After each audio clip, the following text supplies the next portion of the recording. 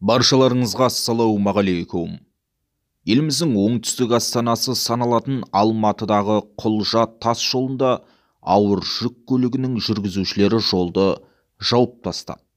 Үкімет жанармай бағасын өсірмесін деген жүргізушілер тас жолды жабуға елдегі биліктің соңғы шешімі, яғни бензин бағасын өсіру себеп болған. Жүргізушілердің айтуынша жанар-жағармай бекеттері қазірдің өзінде бензин мен дизель отынының бағасын көтеріп жатыр. Жүргізушілердің бірі баға 300 теңгеге көтеріліп кеткенін айтып қалды. Литрі 230 теңгеден жоқ, 300-ден бар дейді. 300-ден құйсаң чек бермейді. Энергетика министрлігі 12 сәуірден бастап елімізде бензин 11%-ға қымбаттайтынын айтқан еді.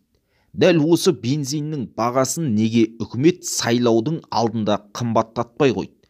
Яғни олар өздері ешектері судан өткеннен кейін ғана білгендерін істеуге көшті ме? Төмендегі комментарийге пікір қалдырыңыз, каналға жазылып, қолдау білдіруді ұмытпаңыз.